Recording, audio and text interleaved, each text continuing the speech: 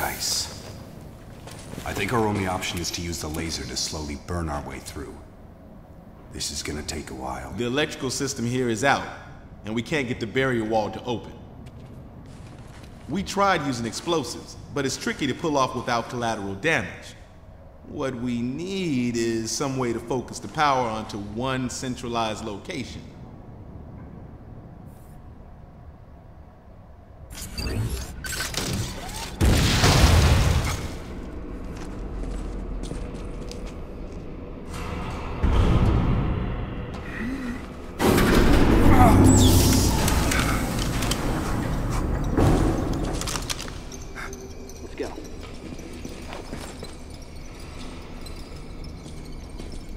All right, I'm gonna go on ahead.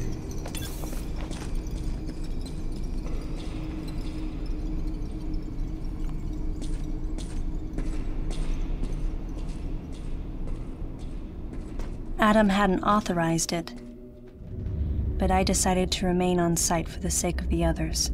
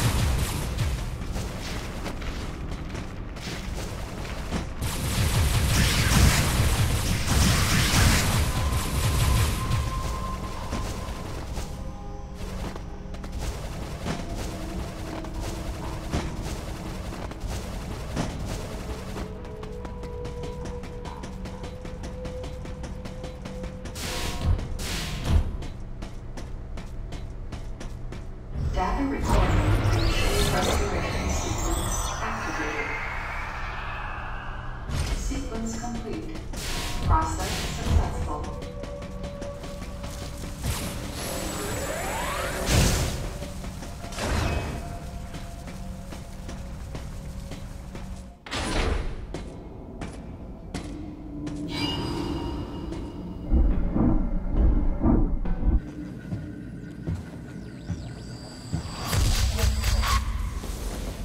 He's dead. Someone or something attacked him.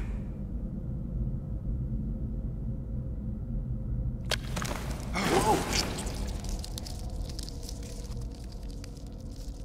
Get away from me!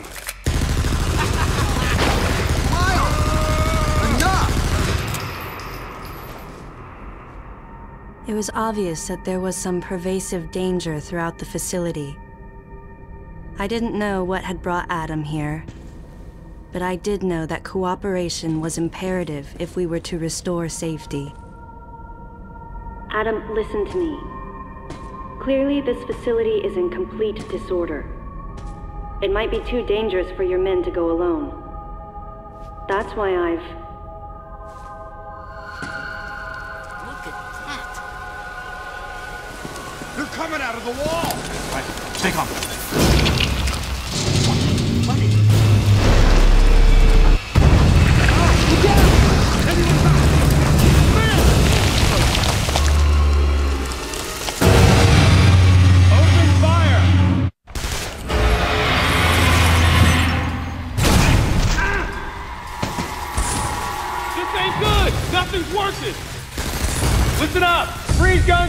ride.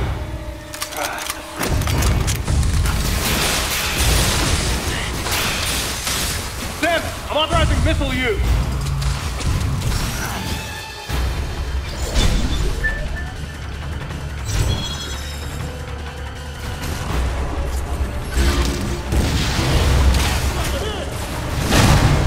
Concentrate fire in a single location and freeze that thing. And Samus, you attack the frozen spot. Now, use your missile.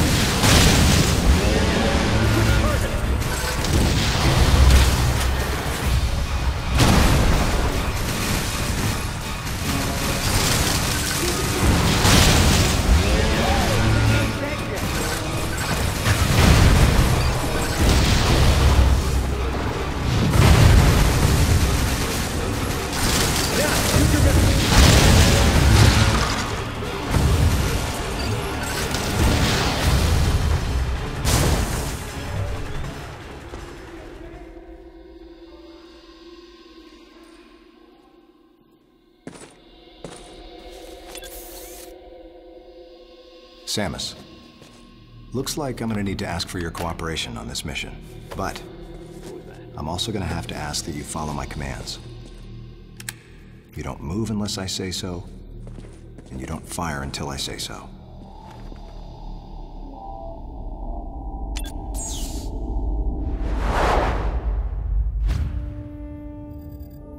Any objections, lady? The thumbs up sign had been used by the Galactic Federation for ages. Me? I was known for giving the thumbs down during briefing. I had my reasons, though. Commander Adam Malkovich was normally cool and not one to joke around. But he would end all of his mission briefings by saying, "Any objections, lady?" He was joking, but others weren't. At the time, I felt surrounded by people who treated me like a child, or used kid gloves because I was a woman. And yet with Adam, I was grateful for the nod. My past has left me with an uneasy soul, and as a result, it touched me on some level that Adam would acknowledge that past by calling me something delicate, like lady. And I knew more than anyone that every word from Adam was deliberate. My thumbs down was a twofold response. A sign of derision at being called a lady, and a signal of my complete understanding of the mission orders. The other soldiers were always willing to support me with easy smiles despite the fact that I clearly had so much yet to learn. Among them was Anthony. In the face of his well-meaning behavior and that of the other soldiers, my response was to become increasingly bitter. I was a child, always with something to prove, a chip on my shoulder. And I was angry. I felt that if I let my guard down, I would easily be broken. And beyond that, I was scared. But even in the naivete of my youth, I could see in Adam's joking manner how close he felt to me. Adam knows my past, and he knows me better than anyone else. Confession time. Because I was so young when I lost both of my parents, there's no question I saw Adam as a father figure. When I rebelled against him, I knew I could get away with it. And his paternal compassion in the face of my rebellion reinforced the special bond I felt with him. I understood well that chances were slim that I would ever find anyone that understood me like Adam. And yet, when the time came, I still left his side. I was so young and naive.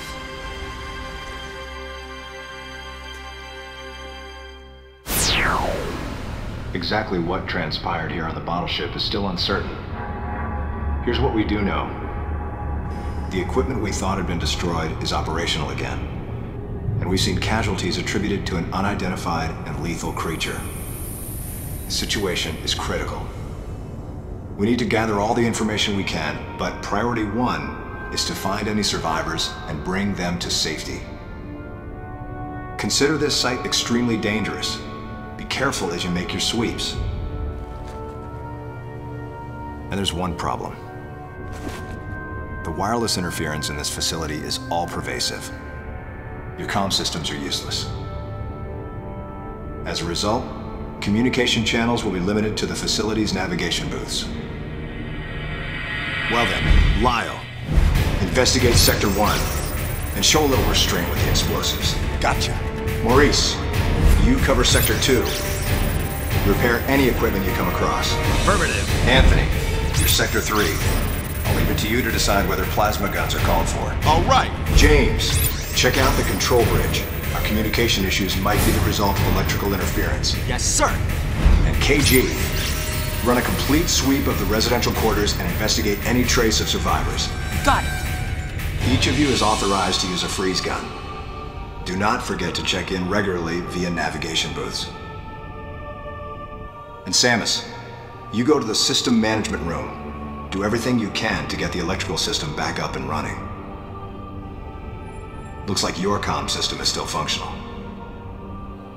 Remember, everything you see will also appear on this screen. Regarding auxiliary weapons, the use of bombs has been authorized. As far as your other weapons go, we will continue to investigate and authorize use as we can. However, we currently have no plans to authorize the use of power bombs.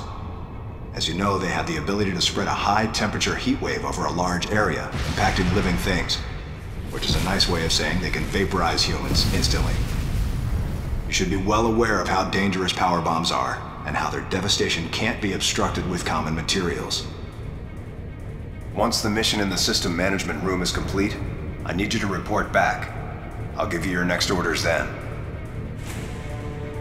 I want you all to be especially careful as you execute your missions. That's the end of the briefing. It was the first joint mission I'd been a part of since becoming a freelance bounty hunter. And of course, it was the first time since my Federation days that I was following the orders of a commanding officer. Having received mission orders from Adam, I felt confused and strangely exhilarated at the unexpected turn of events. I responded. Understood, Adam. No objections, of course.